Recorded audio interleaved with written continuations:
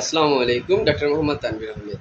আজকে ইনডাইজেশন অথবা বদহজম নিয়ে দু একটি কথা বলব। ইনডাইজেশন অথবা বদহজম, অ্যাকর্ডিং টু এনসিয়েন্ট ফিলোসফার অথবা অ্যাকর্ডিং টু টেম্পারমেন্টোলজি, রোগকে আমরা বিভিন্নভাবে বিচার বিশ্লেষণ করতে পারি। তবে এদের ভাষায় বদহজম বা ইনডাইজেশন কেমন সে বিষয়টা আমরা আজকে জানব। বদহজম অথবা ইনডাইজেশন এটি একটি পরিপাকতন্ত্র সংক্রান্ত সিস্টেমের একটি রোগ।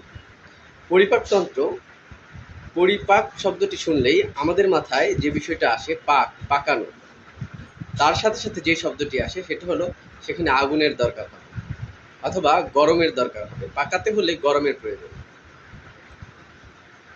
এখন কথা হচ্ছে যে আমাদের যে পেটের মধ্যে বা পেটের অভ্যন্তরে স্টোমাকে বা গ্যাস্ট্রিকে যে পরিপাক হয়, আমরা খাবার খাই, খাওয়ার পরে যে পরিপাক হয়, সেখানেও কি তাপমাত্রা বা হটনেসের দরকার হয়? হ্যাঁ, দরকার হয়। According to ancient philosophy, stomach অথবা গ্যাস্ট্রিকে পর্যাপ্ত পরিমাণে অথবা তুলনামূলক একটি টেম্পারেচার অথবা টেম্পারমেন্ট থাকা দরকার আছে। এর ফলে আমাদের খাদ্যটা হজম অথবা পরিপাকে গুরুত্বপূর্ণ ভূমিকা রাখে। কখনো যখন স্টোমাকে অথবা গ্যাস্ট্রিকের স্বাভাবিক টেম্পারেচার অথবা স্বাভাবিক তাপমাত্রা কমে যায়, তখন আমাদের ইনডাইজেশন অথবা বদহজম হতে পারে। এখন কথা হচ্ছে যে এটা হলে আমরা কি করে বুঝবো? এর গুরুত্বপূর্ণ একটি আলামত হচ্ছে মুখে টকটক স্বাদ হওয়া, মুখে টকটক স্বাদ অনুভব হওয়া।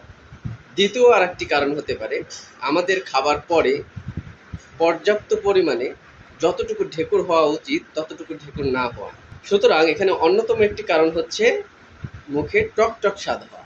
তাহলে আমরা ধরে নিতে পারি, ধারণা করতে পারি যে আমাদের ইনডাইজেশনের বা বদহজমের কারণ হচ্ছে আমাদের স্টোমাক অথবা খাদ্যথলি যতটুকু তাপমাত্রা থাকা দরকার ছিল পরিপাক হওয়ার জন্য যথেষ্ট ততটুকু নেই।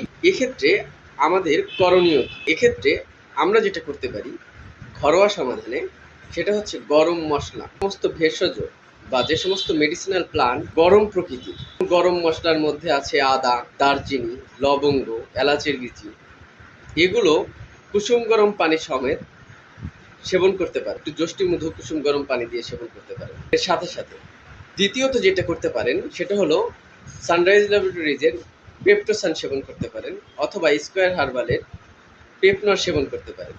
সুতরাং সুস্থ থাকতে, বদহজম এড়াতে এই পরামর্শগুলো মেনে চলতে পারেন এবং সুস্থ থাকতে অবশ্যই স্রষ্টার কাছে প্রার্থনা করুন।